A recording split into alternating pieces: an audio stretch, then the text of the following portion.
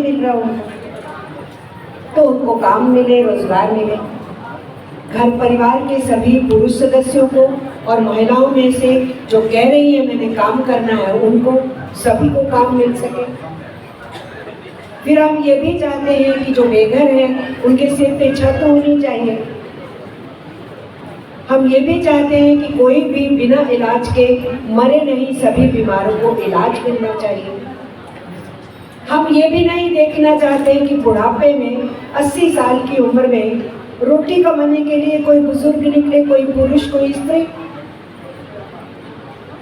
अगर हम सरकारी कर्मचारियों में लड़ करके पेंशन हासिल किए, पब्लिक सेक्टर में लड़ करके पेंशन हासिल किए, प्रोविडेंट फंड के तहत भी एक पेंशन APF 95 वो हम हासिल किए, बाकी सब जनता ने क्या दोष किया है? क्या उनको बुढ़ापा नहीं आएगा?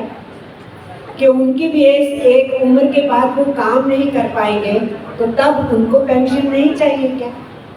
किसान को नहीं चाहिए क्या? खेत मजदूर को नहीं चाहिए क्या? रेहड़ी पटरी वाले को नहीं चाहिए? सब्जी भाजी बेचने वाला या बेचने वाली को नहीं चाहिए क्या? छोटे मोटे काम धंधों में लगे हुए, स्वतः रोजगार में, घर में पीस रेट पे काम करने वाले, उन सबको क्या नहीं चाहिए? जो निर्माण में, कंस्ट्रक्शन में लगे, सभी को चाहिए। तो ऐसा कुछ भी नहीं है जो नाजायज है हम कह रहे हैं। समाज के अंदर बहुत लंबी यात्रा हुई है, मानव सभ्यता की बहुत लंबी यात्रा हुई है। जंगलों में रहता रहता मानव आज आकाश छू रहा है, स्पेस साइंस प्रगति हो गई है। और अभी हाल ही में आपने देखा 19 दिन के लिए भेजा था उसको, सुनीता विलियम्स को और उसकी टीम को। उसको साल से ऊपर लग गया वहाँ से पुलाड़ से नीचे आने में। विज्ञान बढ़ रहा है आगे, तो उनके लिए रिप्लेसमेंट टीम गई है। वो साल रुकेगी ऊपर की 2 साल रुकेगी उस अंतरिक्ष के अंदर, मालूम नहीं। तो मानव ने यहाँ तक प्रगतियाँ की हैं, लेकिन यहाँ से प्रगति क्यों नहीं है? यहाँ से मानव पीछे को क्यों जा रहा है? हर विज्ञान की चीज का इस्तेमाल करेंगे, लेकिन यहाँ गुड़ गोबर भरा हुआ है, यहाँ विज्ञान नहीं चाहिए। तो ये जो आज का माहौल है, इसको समझने की जरूरत है, इसमें कोई दो राय नहीं। साथियों ने जहाँ पर फैक्ट्स रखे हैं, बातें रखी हैं, वो अपनी जगह पर सत्य है, लेकिन उससे जो निकलता है वो है कि संघर्ष का रास्ता क्या हो, उसमें हम कैसे आगे बढ़ें। इसलिए सारी सिचुएशन में मैं आपसे कुछ बातें कहूँगी जो साथियों ने कही, उनको और थोड़ा आगे बढ़ाने के लिए मैं बातों को कहूँगी। अभी पूरी दुनिया के अंदर जो पूंजी कमाता है मेहनत कशों की मेहनत के बल पे, वो आक्रमणकारी हुआ पड़ा है। समाज के अंदर हर हिस्सा, जब हम कुछ भी बनाते हैं, अलग अलग राज्यों के दौर थे, तो राजे रानियों के दौर को छोड़ दिया, अब जनवाद नाम का सरकारें बनती हैं। कहीं पार्लियामेंट्री डेमोक्रेसी है, कहीं पर राष्ट्रपति शासन जैसी प्रक्रिया है, कहीं आज भी शेख लोग राज कर रहे हैं। अलग अलग तौर तरीकों से हुकूमतें चलती हैं। उसी में समझना चाहिए, जब हम कम्युनिस्ट पार्टी का सम्मेलन यहाँ कर रहे हैं और उमड़ घुमड़ करके हमारे साथी यहाँ पर पहुँचे हैं इस ओपन मीटिंग के अंदर, तो हमें ये समझना है, मजदूर की मेहनत को लूट के, उसकी वेज को, पगार को, आमदनी को लूट के ही पूंजी बनती है, कैपिटल बनता है, सरमाया बनता है। और उसी पूंजी से, उसी सरमाए से, उसी कैपिटल से कुछ भी शब्द आप प्रयोग कीजिए, फिर वो आहिस्ता आहिस्ता उसमें जुड़ाव करता है। और जो मेहनत करने वाला वो लगातार मेहनत ही कर रहा है। वो सदियों से मेहनत करने वाले मेहनत कर रहे हैं, उनकी मेहनत का बड़ा हिस्सा लूटा जा रहा है। वो जो लूटा जा रहा है वही पूंजी बन रहा है, और पूंजी को हासिल किए हुए जो है उसी को पूंजी का पति कहते हैं, यानी पूंजीपति। सरमाए का मालिक यानी सरमाएदार। कैपिटल का मालिक यानी कैपिटलिस्ट, किसी भी भाषा में आप बोलिए। तो एक तरफ वो बहुमत जनता है जो खेत में, खलिहान में, खदानों में, कारखानों में मेहनत करते हैं, एक्सप्लोरेशन करते हैं, विज्ञान के क्षेत्र में दिमागी मेहनत करते हैं, हाथ की मेहनत करते हैं, पैर की मेहनत करते हैं, उसी से समाज चलता है। वो मेहनत करते हैं, धन दौलत पैदा करते हैं और सेवाएं भी देते हैं। लेकिन दूसरी तरफ एक छोटा तबका होता है जो उन्हीं मेहनत कशों की मेहनत को लूट के पूंजी को बनाता है और वो पूंजीपति होता है। आज पूरी दुनिया में ये जो पूंजीपतियों के राज चल रहे हैं अलग अलग मुल्कों में, उनकी ही मुकाबला हुई थी किसी जमाने में और दुनिया को पहले युद्ध में धकेल दिया था उन्होंने। किसी मजदूर या किसान ने नहीं कहा था कि युद्ध चाहिए, पूंजीपतियों को युद्ध चाहिए था कि वो एक दूसरे के कब्जे में जो मुल्क बना रखे थे वो छीनना चाहते थे। तुम अपने सरमाए को बढ़ाने के लिए, पूंजी को बढ़ाने के लिए, लूट को बढ़ाने के लिए दूसरे मुल्कों को गुलाम बनाना चाहते हो तो पूरी मानवता को युद्ध में धकेल देते हो। पहली युद्ध हुई, करोड़ों लोग मरे और हमारे हिंदुस्तानी तो ब्रितानवी सरकार की फौजों में थे, उनमें से बहुत से प्लेग के शिकार हुए। आपको ये सच भी नहीं मालूम होगा कि 1 करोड़ से ज्यादा हिंदुस्तानी जो फौजी वापस लौटे थे उनके परिवार भी प्लेग के शिकायत हुए। उस हैजा से 1 करोड़ लोग मरे थे 1919-1920 में। अभी तो कोरोना की महामारी में 40 लाख लोग मरे, सरकार बोलती रह गई 4 या 5 लाख, और अभी खुद सरकार को मन न पड़ा कि 24 लाख लोग मरे, जो उन्हीं की सर्वेक्षण करने वाली एजेंसियां अब डाटा निकाल रही। 1 करोड़ से ज्यादा हिंदुस्तानी उस टाइम में मरे थे जब हमारी आबादी 25 करोड़ से नीचे थी। युद्ध में भी मरे, प्लेग लेके आए, इसमें भी मरे, इलाज नहीं मिला। फिर दूसरा महायुद्ध हुआ, हिटलर का थोपा हुआ। हिटलर और मुसोलिनी जो पूरी दुनिया के अंदर फासीवाद, नाजीवाद की एक तस्वीर है, इन्होंने भी पूरी दुनिया को जीतेंगे हिटलर ये कह के निकला था, और उस युद्ध के अंदर भी करोड़ों मरे थे। और आधे कुल जो लोग मरे थे हिटलर को हराने के लिए, उनमें से आधे लाल झंडा को थामने वाले सोवियत संघ की लाल फौज के लोग थे। हमें भूलना नहीं चाहिए, अभी अभी हाल में मध्य प्रदेश के अंदर, उसके बाद राजस्थान के अंदर जहां बीजेपी राज करती है, वहां कहा कि लाल झंडा या लाल सलाम कहना, लाल झंडा उठाना और लाल सलाम कहना देशद्रोह है, देश से बाहर निकालेंगे। मैं उनसे कहना चाहती हूँ, फिर अपनी रगों से खून को बाहर निकाल के फेंको।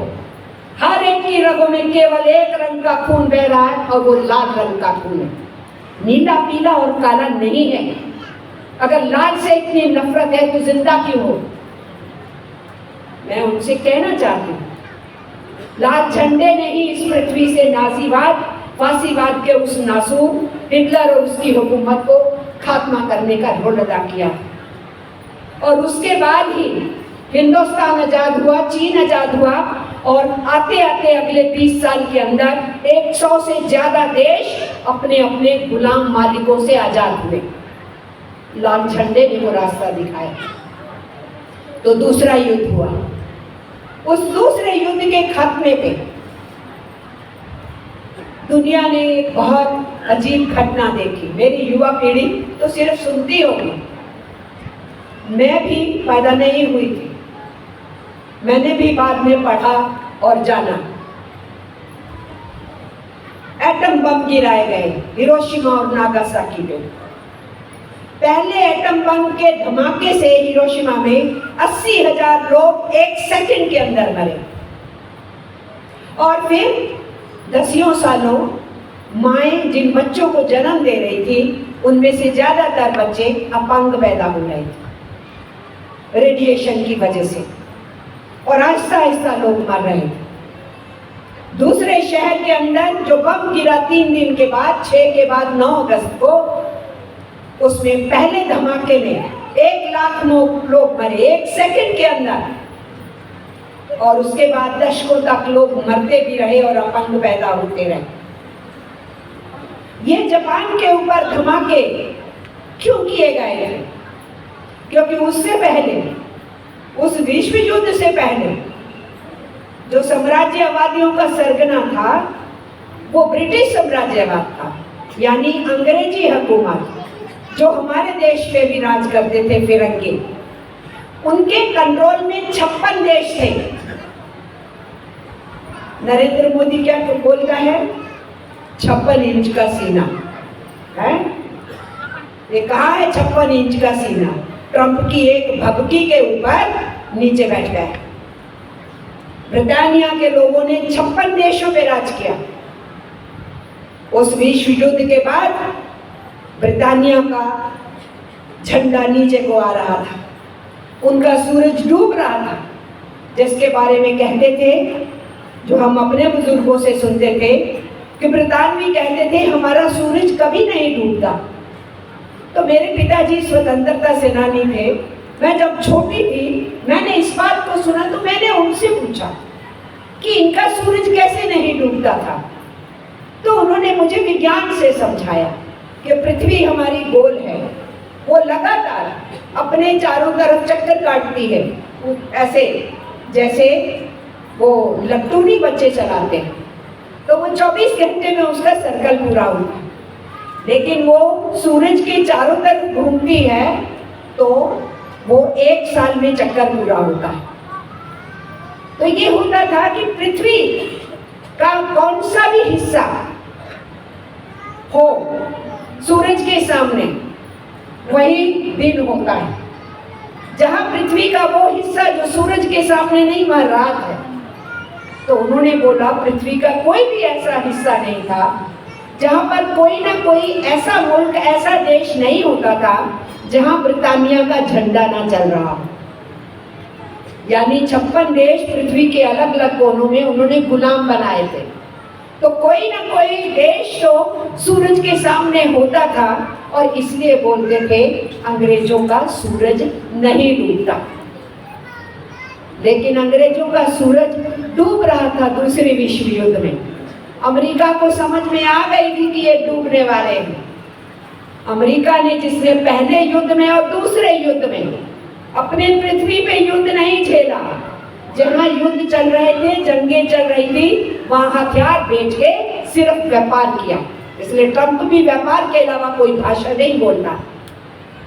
और जो व्यापार करने में सबसे ज्यादा माने जाते हैं गुजरात के लोग, वहीं से आते हैं नरेंद्र मोदी, जिन्होंने कुर्सी पे बैठ के कहा था कि मैं एक व्यापारी हूं, मेरे रगों में व्यापार चलता है। ये व्यापार की भाषा बोलने वाले मानवता की भाषा नहीं बोल पाते। इसलिए उस एटम बम के जरिए से वैज्ञानिकों ने कहा उनसे, जो उस समय राष्ट्रपति था अमेरिका का, कि ये बम तो तैयार हो गए हैं, इनका परीक्षण समुद्र में कीजिए, रेगिस्तान में कीजिए। तो वहां के राष्ट्रपति ने कहा, उससे दुनिया को कैसे पता लगेगा कि हम बहुत ताकतवर हैं। अब दुनिया के अंदर ब्रिटानिया नहीं, कोई और मुल्क नहीं, जर्मनी नहीं, अब अमेरिका का डंका डोलेगा। उसके लिए जरूरी है कि दुनिया को दिखाया जाए हम कितने ताकतवर हो चुके हैं। जिन साइंटिस्टों ने विरोध किया और कहा कि इसका परीक्षण इंसानों पे नहीं होना चाहिए, उन वैज्ञानिकों को जेलों में डाल दिया गया। और वहां के राष्ट्रपति ने फैसला लिया कि हिरोशिमा और नागासाकी के जो सबसे ज्यादा आबादी वाले शहर हैं, ये बम परीक्षण के लिए वहां चलाए जाने चाहिए। हम देखें कितनी ताकत है और दुनिया देखे कि हम कितने ताकतवर हैं। इसलिए चाहे वो मुल्क हो, मुल्क के ऊपर राज करने वाला हो, या किसी भी और मुल्क के ऊपर राज करने वाला हो, जब वो केवल अपनी ताकत की एहसास दिलाने की बात करते हैं, तो वो दूसरों को कुचलने और मारने की बात करते हैं। और इसलिए हिरोशिमा और नागासाकी को चुना गया, वहां बर्बादी की गई। और उसके बाद से अमेरिका पूरी दुनिया के अंदर अपने हिसाब से मुल्कों को चलाना चाहते हैं। मैं आज के दौर में आती हूँ। आज के दौर के अंदर आने से पहले दुनिया में उस युद्ध के बाद एक बॉडी बनी थी, general agreement of trade and tariffs कहते थे उसको, गैट कहते थे। और दो बैंक बनाए गए थे, IMF और वर्ल्ड बैंक, अंतर्राष्ट्रीय मुद्रा कोष और विश्व बैंक, कि पूरी दुनिया में विकास करने के लिए हम पैसा देंगे, आगे बढ़ाएंगे, अब आगे युद्ध नहीं होने देंगे। पर तो ये पूरा का पूरा दशकों का हिस्सा बता रहा है कि लगातार युद्ध हुए हैं। उस तरीके के विश्व युद्ध नहीं हुए, लेकिन अलग अलग खित्तों के अंदर अलग अलग जगहों के ऊपर मुल्कों को लड़ाया गया है और हथियारों के व्यापार को बढ़ाया गया है। मानवता के ऊपर कब्जा करने के लिए, अपने प्रॉफिट और मुनाफों को आगे बढ़ाने के लिए मानवता का संहार किया जाता है हथियारों के जरिए से। वो दौर चल रहा है। और उसी दौर में जो बनाई गई थी गैट की बॉडी, जो बहुत सारे देशों के हक में थी, हिंदुस्तान के हक में भी थी और हमारे किसानों के हक में थी, लेकिन उस गैट को तोड़ा गया। उसके बाद से किसानी हमारे देश में संकट में आई है। उसके तहत जो बड़ी बड़ी कंपनियां हैं दुनिया के, वो सब जगह पे बीज, खाद, हर चीज का व्यापार कंट्रोल कर रही है और इस खेती के काम को भी पूंजीवादी व्यवस्था की तरफ उसी दिशा में ले जाना चाहती है। वो नुकसान बहुत सारे देशों को हुआ उस दूसरी विश्व युद्ध के बाद, और उसके बाद हम आज देख रहे हैं। आज के दौर में रूस और यूक्रेन की लड़ाई खत्म नहीं हो रही। दोनों तरफ के मजदूर परेशान है, जनता परेशान है, और अमेरिका की शय के ऊपर यूरोप के देश जो नाटो के मेंबर हैं, वो लगातार यूक्रेन के बादशाह के पीठ पे हाथ रखे हुए ज़ेलेंस्की पे, राष्ट्रपति पे, कि लड़ो लड़ो लड़ो। और रशिया, अमेरिका और नाटो के उन लोगों के आगे झुकना नहीं चाहता। पर नुकसान किसका हो रहा है? आम लोगों का। और दुनिया भर के अंदर हुकूमतें महंगाई को उन्हीं युद्धों पे थोप देती हैं। आपको जवाब नहीं देंगी। आपकी रसोई महंगी क्यों हो गई? आपकी दाल सब्जी क्यों महंगी हो रही? खाना पकाने का तेल क्यों महंगा हो गया? वो शिक्षा, इलाज क्यों महंगा हो रहा है? आपको जवाब देने के लिए तैयार नहीं, उन्हीं युद्धों पे थोप देते हैं। और उसी के नीचे हम देखते हैं निचले हिस्से में जो फिलिस्तीनियों के ऊपर इजराइल की लड़ाई चल रही है, इजराइल का युद्ध थोपा हुआ है। वहाँ पूरी फिलिस्तीनी नस्ल को ही वो खत्म कर देना चाहते हैं। उसके पीछे भी अमेरिकन हुकूमत, इजराइल हुकूमत के साथ है।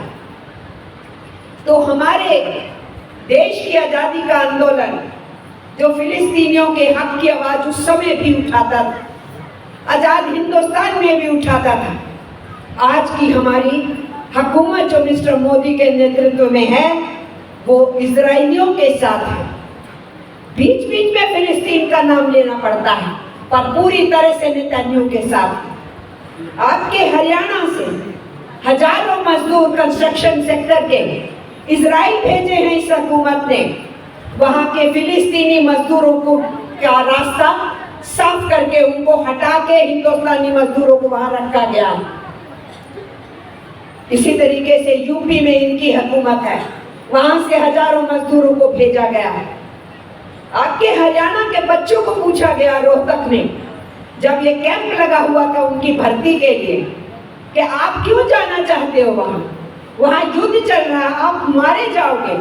उन बच्चों के क्या जवाब थे? उनके जवाब थे, हम रोज मर रहे हैं, हम अपने बूढ़े माँ बाप को भूखों नहीं देख सकते हैं, घर परिवार के बच्चों को भूखों नहीं देख सकते हैं, हाथों को काम नहीं है। तो जब रोज मर रहे हैं, रोज मरता देख रहे हैं, तो एक बार जाके मर लेंगे, हो सकता मुआवजा मिल जाए, हमारे परिवार के काम आए। ये खुशी से जाना नहीं है, ये मौत के मुंह में जाना है, ये उम्मीद रख के कि शायद इसी से ही कुछ मिल जाए, कुछ देर के लिए, कुछ महीनों के लिए, कुछ साल के लिए। इस डेस्परेशन में हमारे देश की हुकूमत ने हमारे देश के युवाओं को डाला है। आज पूरी दुनिया के पैमाने पे जो पूंजी के मालिक हैं, जो साम्राज्य मुल्क हैं, हुकूमतें हैं, वो इन युद्धों को बढ़ावा दे रही हैं, क्योंकि यही उनको सूट करता है, ये उनको माफिक आता है। और पूरी दुनिया के पैमाने पे जो लाल झंडा उठाने वाले हैं, वो इन युद्धों के खिलाफ आवाज उठा रहे हैं, हथियारों की दौड़ को बंद करने को कह रहे हैं, और कह रहे हैं कि हथियारों पे नहीं खर्चो पैसे, पाठशालाओं पे खर्चो, अस्पतालों पे खर्चो, लोगों को रोजगार देने पे करो, जिनको रोजगार मिला है उनको न्यूनतम वेतन ठीक से दो, मजदूरी ठीक से दो, बेघरों को छत दो। अभी तो गिना रही थी यहाँ पर नीलम की महिलाएं क्या क्या मांगती, वो कैसे आएगा? जनता का पैसा जो टैक्स बनता है, सरकार के पास पहुंचता है, उसमें से भी अगर अडानी और अंबानी को हिस्सा मिलेगा और जो आप मांग रख रही हो वो उसमें बजट में दिया ही नहीं जाएगा, तो मांग पूरी नहीं होगी। इसलिए लड़ाई केवल हिंदुस्तान की ही नहीं है, पूरी दुनिया के पैमाने पे यह कश्मकश चल रही है। और उस संघर्ष के अंदर मिस्टर ट्रंप ने कुर्सी पे बैठते ही कहना शुरू कर दिया, ये मैक्सिको मेरा होगा, वो जो पनामा की नदी है वो तो हम हासिल करेंगे, वो फलाना जो देश है उनके लोगों को हम यहाँ से बाहर करेंगे, और जिन देशों के लोगों को वो मजदूरों की तरह इस्तेमाल करते हैं उनके यहाँ आते हैं, उन्होंने कहा इन सबको हम बाहर फेंकेंगे, जो मर्जी कुछ बोल रहे थे। और उसके बाद उन्होंने टैरिफ वार बोलते हैं उसको, ये भी एक किस्म का युद्ध होता है कि मेरे यहाँ से जो सामान जाएगा उसके ऊपर किसी भी देश में कस्टम ड्यूटी कम लगनी चाहिए या खत्म होनी चाहिए, लेकिन वहाँ से जो सामान मेरे देश की तरफ आएगा उस पर वहाँ पे कस्टम ड्यूटी पड़नी चाहिए, ताकि वो मेरे देश में आए नहीं, मेरा सामान सब जगह बिके। इसको टैरिफ वॉर कहते हैं। ये पूरी दुनिया पे चल रहा है। लेकिन आपकी सरकार ने क्या किया? यहाँ नरेंद्र मोदी की फाइनेंस मिनिस्टर सीतारमण ने बजट पेश किया। उसने बजट पेश किया जब अभी ट्रंप ने बताया भी नहीं था किस किस आइटम पर वो चाह रहे हैं कि कस्टम ड्यूटी को बदलो। लेकिन हमारी सरकार को तो पहले ही पता है, क्योंकि उनकी जी हुजूरी करते हैं। उन्होंने इनको झटका दे दिया। 11 बार बोल चुका है ट्रंप, मैंने लड़ाई रुकवाई, मैंने लड़ाई रुकवाई, और मिस्टर प्राइम मिनिस्टर कुछ नहीं बोल रहे। लेकिन इनकी फाइनेंस मिनिस्टर ने उन सारी आइटमों के ऊपर से जो अमेरिका की तरफ से हिंदुस्तान में आती हैं, उनके ऊपर जो ड्यूटी लगती है, टैक्स लगती है, वो बहुत कम कर दी या जीरो कर दी। और जो हमारा माल अमेरिका जाता है, उस सारे माल के ऊपर जो ड्यूटी लगती है वो बढ़ा दी। तो ये सरकार अपने जी हुजूर से भी पहले उस काम को कर रही है जब अभी उन्होंने हुक्म भी नहीं दिया। तो हम ऐसी हुकूमत के तहत हमारा देश चल रहा है, इसलिए इनको समझना जानना निहायत जरूरी है। तो दुनिया के पैमाने पे भी हालात अच्छे नहीं हैं, और फिलिस्तीनियों को तो वो कह रहे हैं गाजा से ही हटा देंगे। और 1.5 साल से चलते हुए उस युद्ध में 60,000 के करीब फिलिस्तीनी मारे जा चुके हैं। अगर उन बच्चों की तस्वीरें हम लोग देखें, देखी नहीं जाती। किसी की बाजू कटी है, किसी की हाथ कटी है, किसी का यहाँ से सिर कट गया है, बच्चे रो रहे हैं, बिलख रहे हैं। वो आतंकी हैं क्या? वो उग्रवादी हैं क्या? वो बच्चे जो 6 महीने के, 2 महीने के हैं, माँ का दूध नहीं मिल रहा उनको, माएँ मर गई हैं, उन बच्चों को दूध चाहिए, बाहर की एड वहाँ पहुँचने नहीं दी जा रही है। तो हजारों की गिनती में बच्चे जिंदगी को जीने के लिए तरस रहे हैं वहाँ पर। लेकिन अमेरिकी हुकूमत इजराइल के हुक्मरान नेतान्याहू के साथ मिलकर उस गाजा पे कब्जा करना चाहते हैं, उस गाजा के जरिए से मिडिल ईस्ट में घुसना चाहते हैं, वहां से घुस के वहां के तेल और गैस के भंडारों पे कब्जा करना चाहते हैं और वहां से निकल के फिर एशिया की धरती की तरफ बढ़ना चाहते हैं। और हम एशिया में हैं, हिंदुस्तान। तो इस पूरी जो दौड़ लगी हुई है पूरी दुनिया के पैमाने पे, उसको भी हमें जहन में रखना है, क्योंकि उसका हम पे सीधा असर पड़ रहा है कि ट्रंप ने अभी कुछ बोला कि मैं टैरिफ वारफेयर करूंगा और हमारी हुकूमत पहले ही हमारे छोटे बिजनेस को तबाह करती है, जिसका माल बाहर जाता है और उनके माल को यहाँ पर जगह देती है कि तुम आ जाओ, तुम्हारे ऊपर कोई ड्यूटी नहीं लगेगी। तो हम ये नहीं कह सकते कि हमें चर्चा केवल यमुनानगर की करनी है, या केवल हमको हरियाणा की करनी है, या केवल हमको हिंदुस्तान की करनी है, क्योंकि आप पूरी की पूरी पृथ्वी जो एक ग्लोब की तरह, एक गांव की तरह है, हर कोने में कोई भी होने वाली घटना हर दूसरे कोने पे प्रभाव डाल रही है। आप ये मत सोचिए कि मेरी रसोई तक वो सेंक नहीं आता है। हर एक की रसोई में, हर एक की बेडरूम में उसका असर आ रहा है, उसके हर बच्चे की जिंदगी के ऊपर असर आ रहा है कि दुनिया के पैमाने पे क्या हो रहा है। इसलिए इन सब चीजों का संज्ञान हमारी राष्ट्रीय जो कॉन्फ्रेंस होगी चंडीगढ़ के अंदर, उसमें लिया जाएगा और वहाँ डिटेल में चर्चा की जाएगी। मैं तो अभी हाल के हादसों के ऊपर, जिस पे कॉमरेड बरार ने भी रोशनी थोड़ी डाली, कुछ और साथियों ने कहा, मैं उसी की तरफ आपका ध्यान दिलाना चाहती हूँ। ठीक है, पुलवामा का जवाब तो देना ही पड़ेगा इनको। चुनाव जीत लिया 19 में पुलवामा के बाद और बालाकोट का ड्रामा करके, लेकिन आज तक उस सवाल का जवाब नहीं मिला कि आरडीएक्स को लाने वाले कौन थे, जिन्होंने एक ही बारगी में 49 नौजवानों सीआरपीएफ वालों को मार दिया। उसके बाद भी कई जो जख्मी थे वो मरे। अब तो पहले हम बोलते थे, अब कम्युनिस्ट पार्टियों से भी पहले आम आदमी बोलता है। चुनाव आने वाले हैं, ये कहीं कुछ करा ना दें, कहीं लड़ाई ना छिड़वा दें, कहीं हंगामा ना करा दें। लोगों को भी समझ में आने लग गया है कि जब जब बीजेपी सरकार में होती है और फिर से चुनाव जीतना होता है, तभी ऐसे हादसे क्यों होते हैं, क्योंकि उन हादसों को फिर भुनाया जाता है। तो फिर हादसे करवाए जाते हैं या कि वो होने की इनको खबर होती है और ये होने देते हैं। यही कॉमरेड बरार ने यहाँ पर कहा। अब ये होने देते हैं के करवाते हैं, ये तो इतिहास बताएगा, याद तो रखा जाएगा और जवाब भी मांगा जाएगा। छूटेगा तो कोई नहीं, इतना यकीन तो हमें है।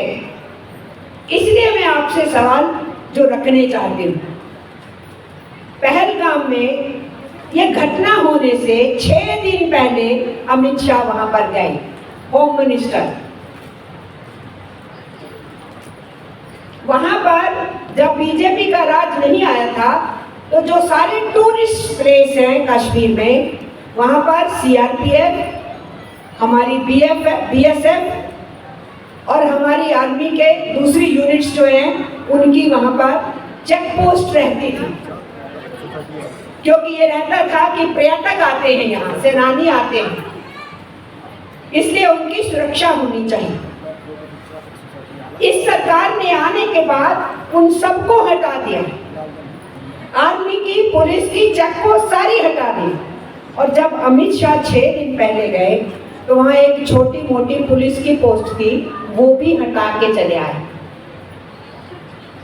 और उनके आने के बाद जो ये घटना हुई कि नरेंद्र मोदी को वहां जाना था, उनका टूर कैंसिल किया गया और उसके बाद ये लोग मारे जाते हैं। हमारी मोस्टली युवा बच्चियां, उनके पति मारे जाते हैं, 26 की मौत होती है। पूरा देश सन्नाटे में है। और फिर हम 7 तारीख की घटना देखते हैं।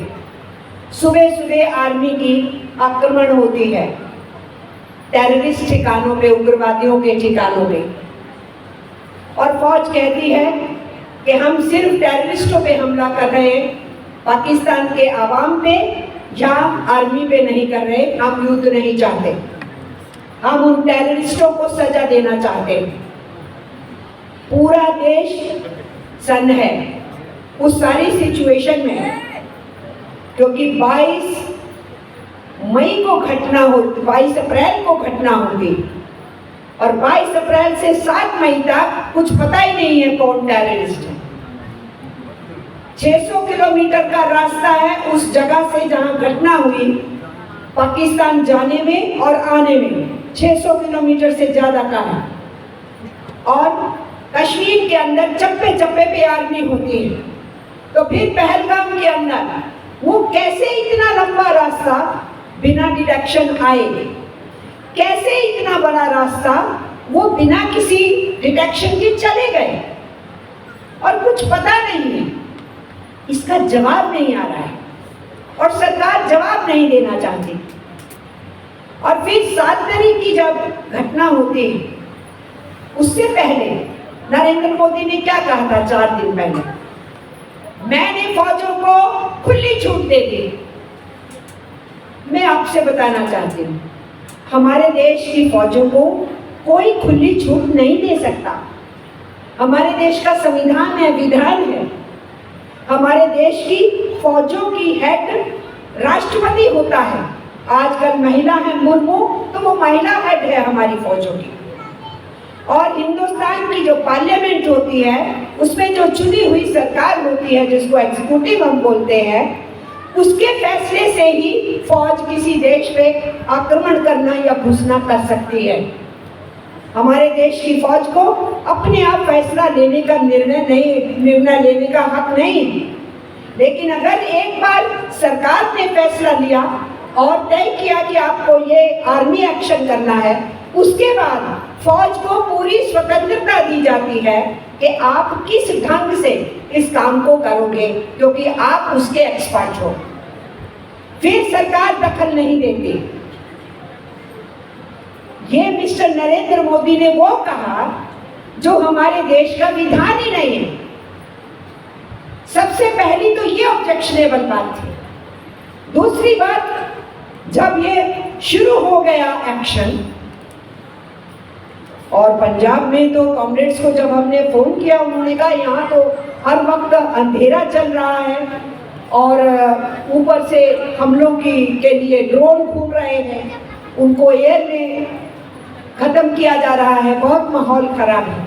क्योंकि हम पूछ रहे थे कि 20 मई की हड़ताल होनी है, हरियाणा में क्या चल रहा है, पंजाब में क्या चल रहा है, हर राज्य को हम पूछ रहे थे। मजदूरों की हड़ताल की तैयारी चल रही थी, तो हमें खबरें मिल रही थी।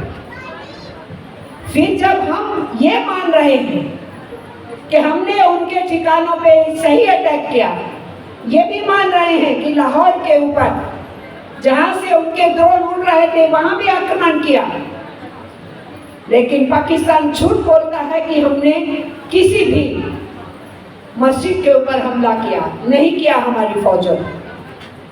उस बैकग्राउंड में आप और हम देख रहे थे, हमारा विदेश मंत्री विक्रम मिस्री अपने दोनों तरफ, हमारी सोफिया कुरैशी, हमारी जो कर्नल, और हमारी बच्ची व्योमिका सिंह जो हमारी दूसरी फौजी ब्रिगेडियर, दोनों हमारी बच्चियां प्रेस कॉन्फ्रेंस में बैठती थी। बहुत अच्छे तरीके से वो प्रेस कॉन्फ्रेंस पीसफुली होती थी।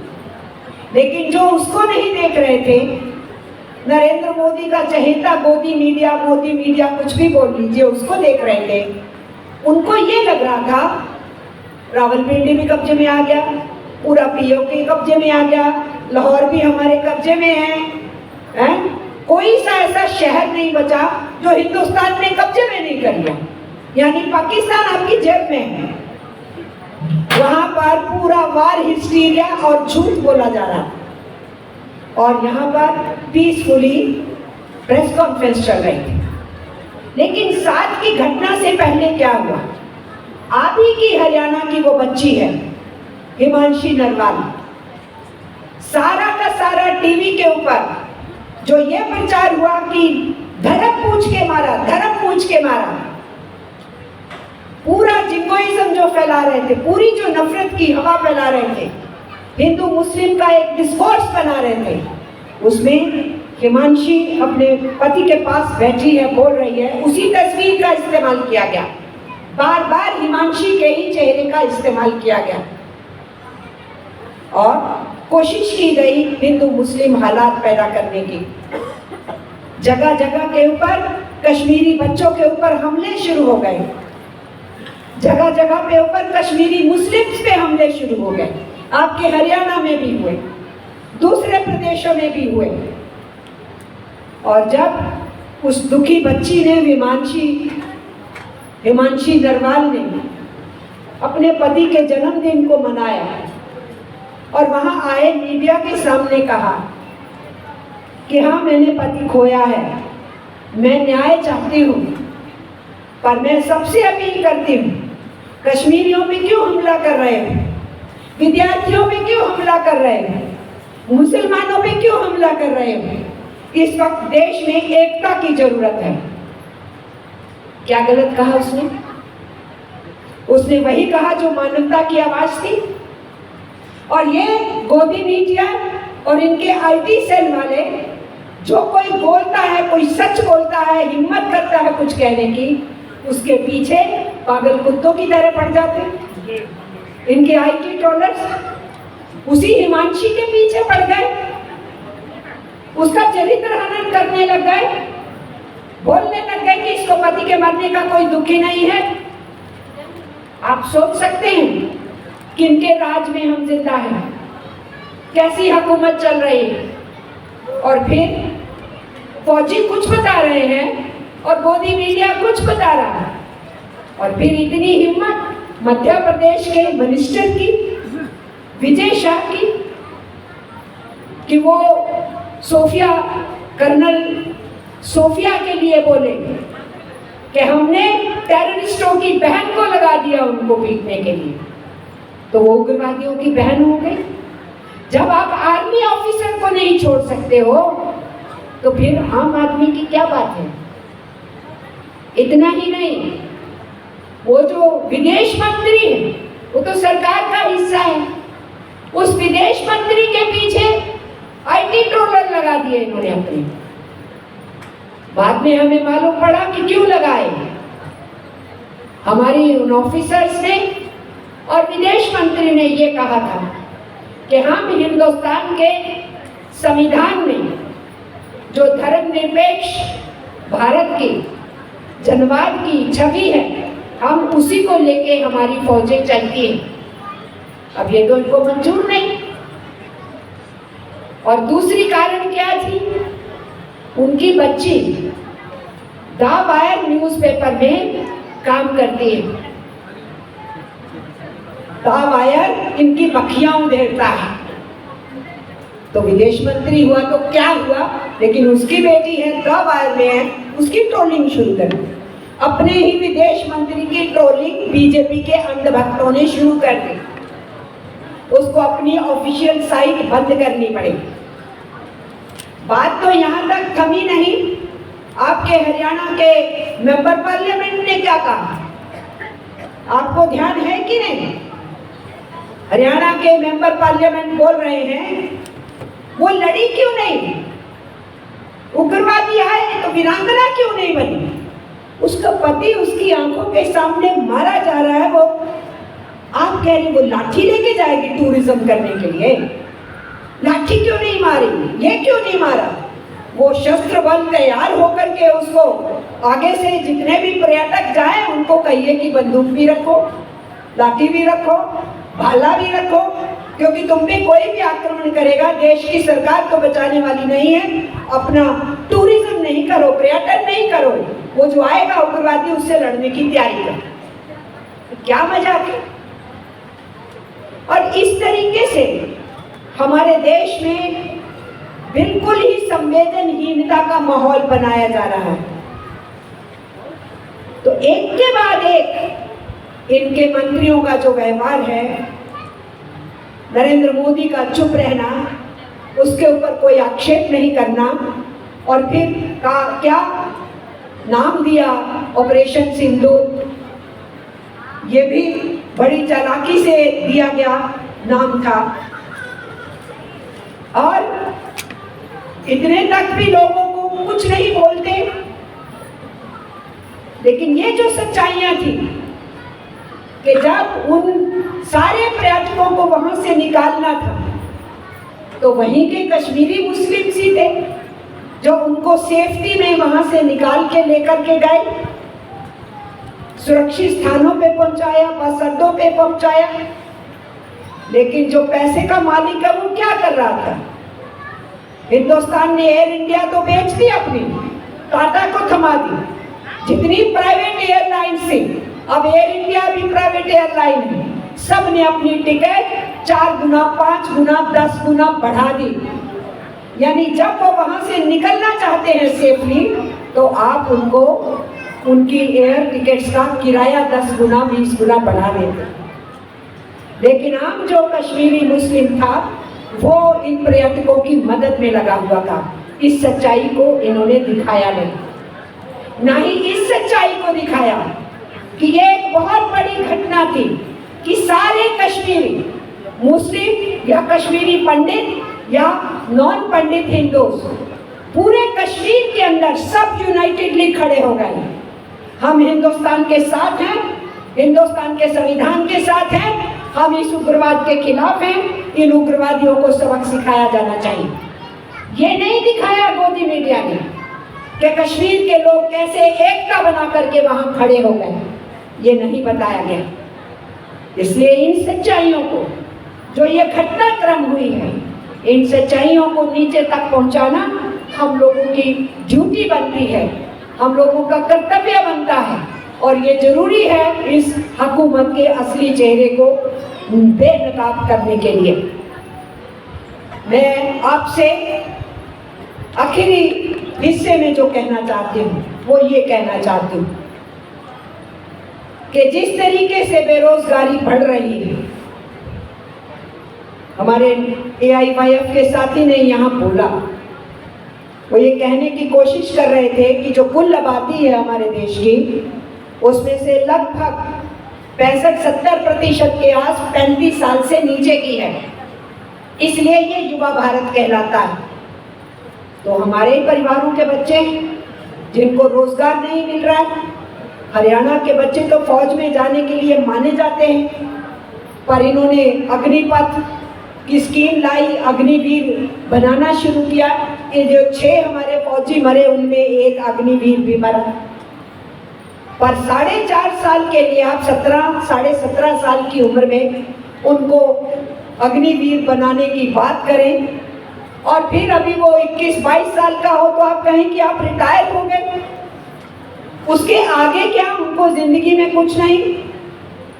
ऐसी सिचुएशन में फौज को कमजोर किया गया है और उसको पेंशन नहीं मिलेगी उस बच्चे को। बाकी जो 5 शहीद हुए हैं 6 में से उनको पेंशन मिलेगी, क्योंकि वो रेगुलर आर्मी का हिस्सा थे, इनको पेंशन नहीं मिलेगी। इसलिए जॉब तो, नौकरियां तो बहुत ही बुरी हालत है, और जो नौकरियों पे हैं उनकी नौकरियां छीनी जा रही हैं। खेती संकट में है तो आदमी क्या करेगा?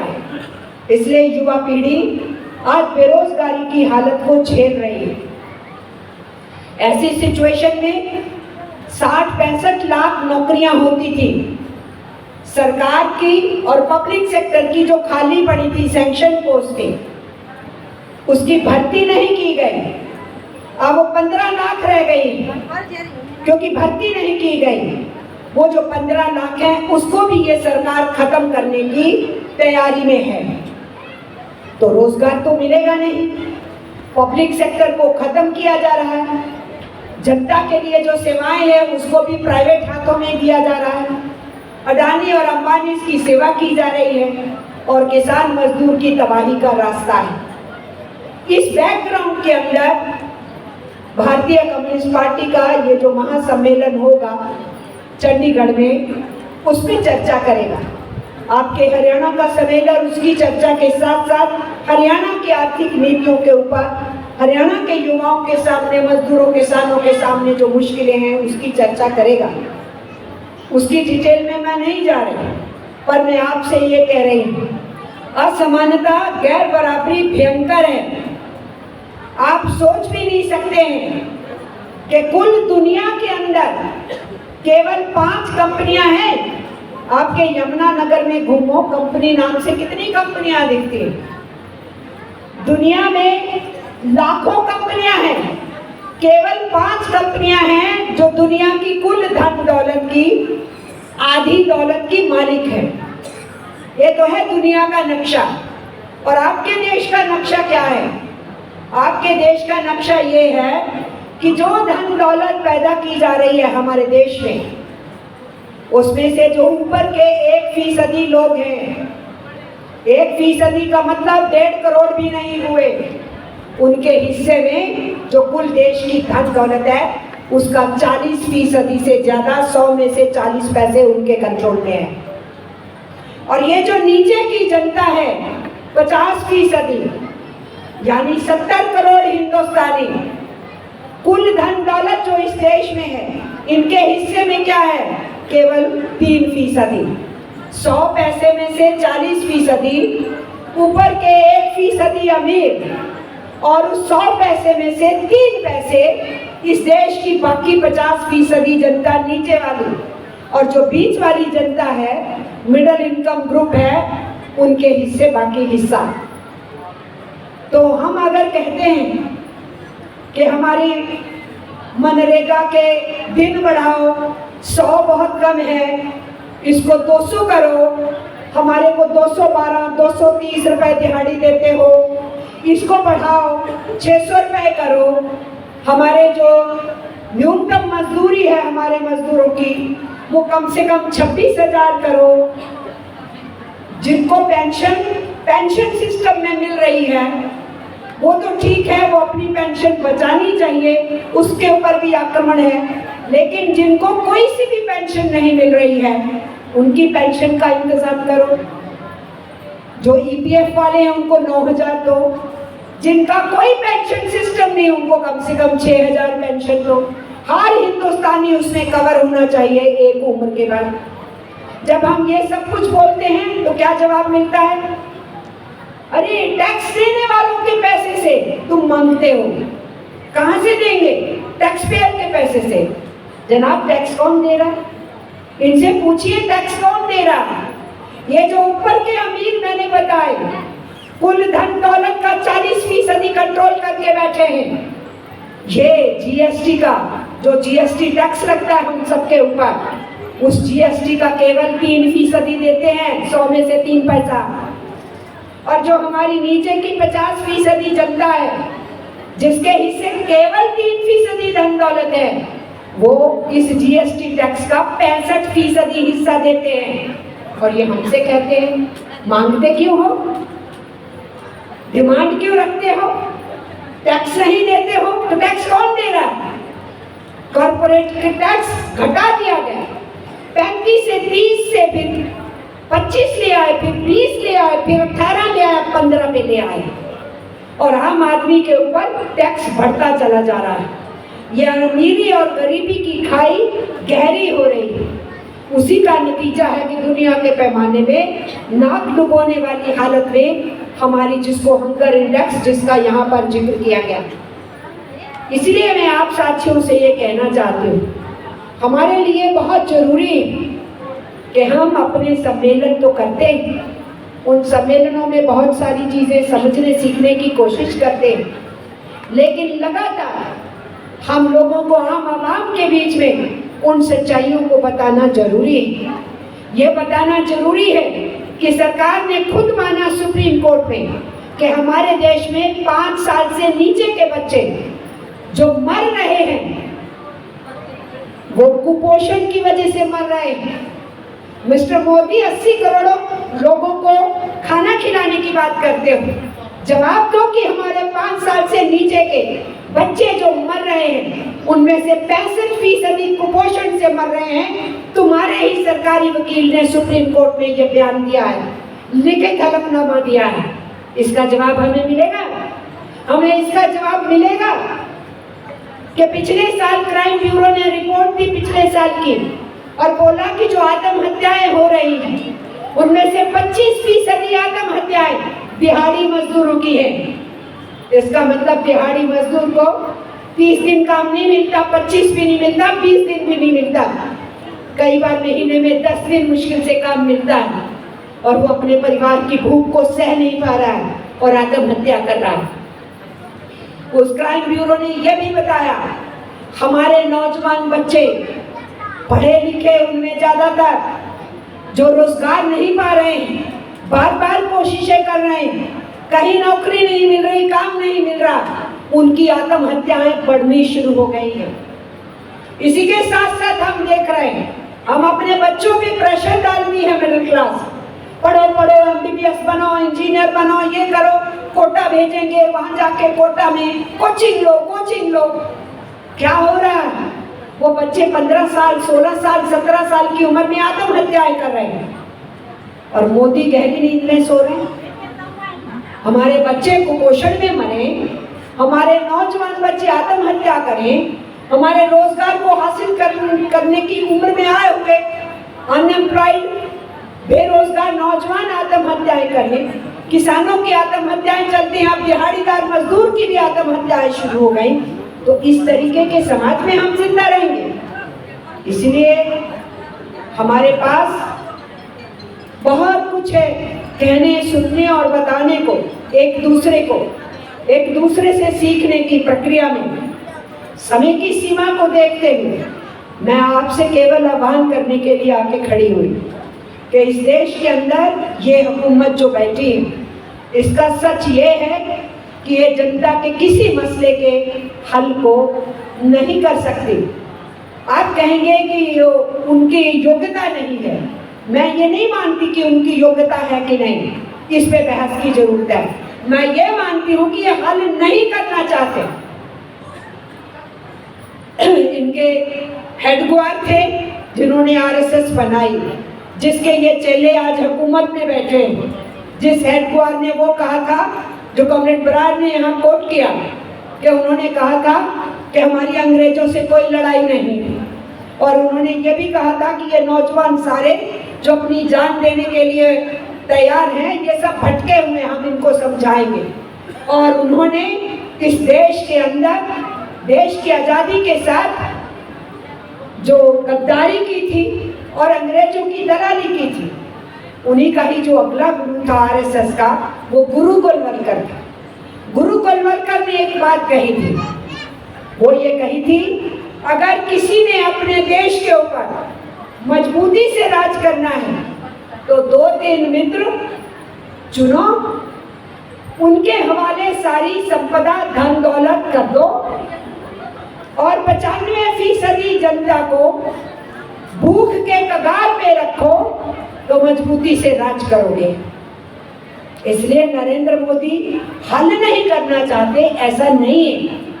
नरेंद्र मोदी वो कर रहे हैं जो उनके गुरु ने उनको समझाया, और वो ये है कि 2-3 मित्र, तो कितने हैं? 2 के ही नाम हम सुनते हैं, हम 2 और हमारे 2, नरेंद्र मोदी, अमित शाह और अडानी और अंबानी, हम 2 और हमारे 2, तो 2 मित्र तो चुन लिए हैं। उसके साथ साथ कुछ और पूंजीपति हैं, लेकिन इन 2 में मेहरबानी है और ज्यादातर जनता को भूखमरी और बेरोजगारी की कगार पे फेंका जा रहा है। और फिर ये कह के कि मैं तुम्हें अनाज देता हूँ, तुम मुझे वोट दो, उस हालात में पहुंचा रहे हैं। इसलिए ये हुकूमत किसी भी सूरत हाल में इस देश के लिए सही नहीं है। जब ट्रंप की भभकी के ऊपर ये हिंदुस्तान की फौजों के लिए एक मुसीबत खड़ी कर देते हैं, जो अपनी बहुत अच्छे तरीके से एक्शन में उतरे हुए थे, सडनली उनसे आप युद्ध रुकवाते हैं, और जब जवाब नहीं बनता है फिर कहते हैं कि नहीं वो DGM के बीच में बात हुई थी, उनके ने की, हमारे ने की। अरे जब डीजीएम के बीच में बात करके तय हो सकता था तो फिर शुरुआत ही क्यों की युद्ध की?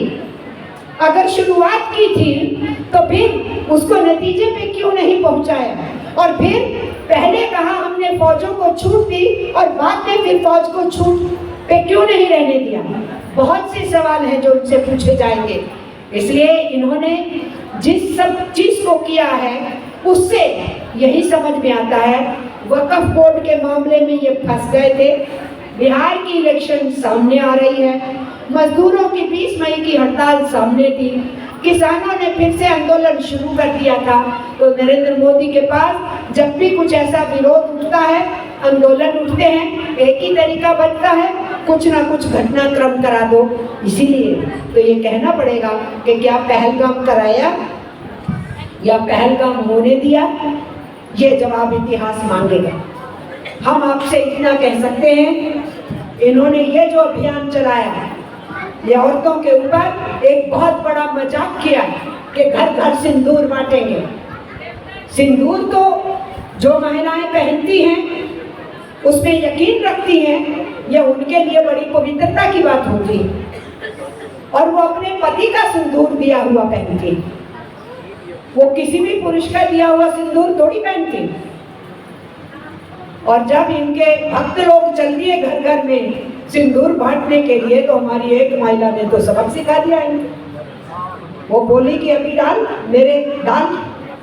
वो बोले नहीं नहीं नहीं बहन जी, हम कैसे नहीं। तो फिर तू बांटने आया ना, तू बांटने आया, डाल यहाँ, और नहीं तो ये ले चूड़ियां जाके पहन। वो पड़ गई इनके पीछे। अब इन्होंने जो ये घर घर सिंदूर बांटने का धंधा किया, इनको मुंह पे चपत लगाई है औरतों ने। ये वोट के लिए किया इन्होंने, ये बेशर्म लोग हैं, वोट के लिए कुछ भी कर सकते हैं, टुकड़े भी फेंक सकते हैं, पैसे दे के वोट भी ले सकते हैं, हिंदू मुस्लिम करवा के वोट भी ले सकते हैं, जातियों में बांट के भी वोट ले सकते हैं। नफरत के आधार पे बनी हुई सियासत को जिंदा रखने के लिए ये कुछ भी कर सकते हैं। इसलिए मैं आपसे यही कहूंगी कि आने वाले दिनों में ये ऑपरेशन सिंदूर को भुनाना चाहते हैं, पर पहली हरकत जो इन्होंने की, महिलाओं ने उसका जवाब दिया है, और आगे जो हरकत करेंगे उसका देश के आवाम को जवाब देना होगा। इसलिए अब प्रश्न ये नहीं रह गया कि हम इनकी नीतियों की कितनी चीर फाड़ करें। अब प्रश्न ये है कि देश की जनता समझने लग गई है कि जब जब इनको कष्ट आता है तब तब कुछ ना कुछ मुल्क में ये करते हैं, ध्यान बांटते हैं और अपनी वोट पॉलिटिक्स को आगे बढ़ाते हैं। तो कुंजी क्या है?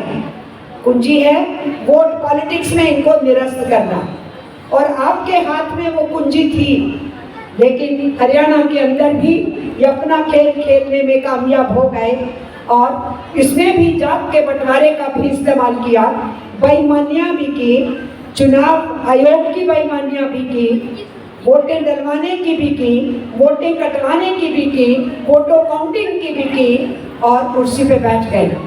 तो सोचना तो ये पड़ेगा कि कुर्सी पे नहीं बैठ पाए, जहाँ जहाँ भी सत्ता में है, जब मौका मिले इनको सत्ता से बाहर फेंकने का, उसको हम करके दिखाएं। लेकिन वो अचानक एक दिन में नहीं होता, उसके लिए पार्टियों को दुरुस्त होना होता है, चुस्त होना होता है, उसके जन संगठनों को चुस्त और दुरुस्त होना होता है, आम आवाम के बीच में उस पूरे आंदोलनों को, संघर्षों को फैलाने की जरूरत होती है। और इसलिए हमारा ये सम्मेलन हरियाणा के अंदर भी इस पे चर्चा करेगा कि कम्युनिस्ट पार्टी को हरियाणा के अंदर कैसे आगे बढ़ाएं, कम्युनिस्ट पार्टी अपने जन संगठनों को हरियाणा के अंदर कैसे आगे बढ़ाए। उस सब के अंदर जैसे आज आप उमड़ घुमड़ करके इस आम सभा में आए हो, इसी तरीके से इस सम्मेलन के होने के बाद कम्युनिस्ट पार्टी को आगे बढ़ाने में आप लोग सहयोग देंगे, मदद देंगे। जो कम्युनिस्ट पार्टी के हमदर्द लोग यहाँ पर आए हैं और जो कम्युनिस्ट पार्टी के आए हैं, उनको और भी पार्टी के अंदर लोगों को मजबूती से लाने का कैसे प्रयास करना है, इसके ऊपर परिचर्चा करेंगे।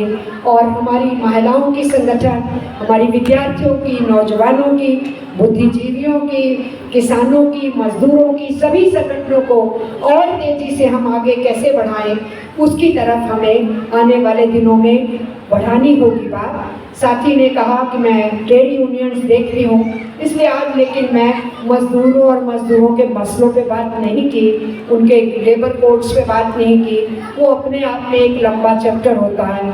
मैंने सीधे सीधे आम जनमानस की और जो दुनिया में हो रहा है वो, और हमारी आज की हुकूमत अपने कौन से नए नए रंग दिखा रही है उस पर चर्चा की। उसको देखते हुए मैं सिर्फ आपसे ये कहती हूँ, देश बहुत खतरनाक मोड़ पे खड़ा है। इस खतरनाक मोड़ से जो हुकूमत में बैठे हैं उनको कमज़ोर किए बिना, सत्ता से हटाए बिना हम इस खतरनाक मोड़ से इस देश को सही दिशा की तरफ नहीं ला पाएंगे। और ये याद रखिए, अगर हम चूक गए, 2024 में चुके हैं थोड़ा, 240 पे 303 से 240 पे आए, बेईमानियां ना की होती तो 200 से नीचे होते। इंडिया ब्लॉक की पार्टियों ने भी जितनी संजीदगी दिखानी चाहिए वो नहीं दिखाई, जिस ढंग से अलायंस करने चाहिए थे नहीं किए, वो भी कमजोरियां थी। तो इसी इलेक्शन में सबक हो जाता, इसमें चूक गए, पर अगली बार चूक की गुंजाइश नहीं है। ये याद रखिए, अगर फिर भी हम चूकते हैं, हमारा आवाम अगर चूक जाता है, इसमें जो सोचने समझने वाली शक्तियां हैं वो चूक जाती हैं, तो आने वाली 50 साल ये हिंदुस्तान इस रूप में नहीं रह जाएगा। अगली पीढ़ियां बहुत सफ़र करेंगी और इस देश के बहुत टुकड़े हो जाएंगे, और टुकड़े कराने में ये खुद रोल अदा कर रहे हैं। ये दूसरों को टुकड़े टुकड़े गैंग कहते हैं, लेकिन हिंदुस्तान के अंदर टुकड़े टुकड़े करने की सियासत, उसके बीज बो रहे हैं ये। और अगर हम नहीं चाहते कि अगली नस्लें ये पूछे तुम क्या कर रहे थे जब वो चढ़ते जा रहे थे, मजबूत होते जा रहे थे, तुम क्यों फेल हुए। आज भी जयचंद और आंधी से सवाल किए जाते हैं ना कि क्यों फेल हुए थे कि बाहर के लोग आए, क्यों फेल हुए थे कि अंग्रेज हमारे देश में राज किए। उनसे पूछा जाता है, हम लोगों से भी पूछा जाए। इसलिए मेरी आपसे अपील है कि हम बिल्कुल भी आने वाले दिनों में चूक की कोई गुंजाइश नहीं। हर आंदोलन को मजबूत करना होगा, संघर्षों को तेज करना होगा, आवाम को जागरूक करना होगा, ताकि अगली बार चूक नहीं हो और इनका पूरा का पूरा सुपड़ा साफ करके इनको इतिहास में जहां दफन करना चाहिए वहीं इनको इनकी जगह दिखाई जाए। उसके वास्ते कम्युनिस्ट कारकुनों को आगे बढ़ना होगा, हिम्मत से आगे बढ़ना होगा और इंकलाब जिंदाबाद के नारे को और बुलंद करना होगा। इंकलाब जिंदाबाद।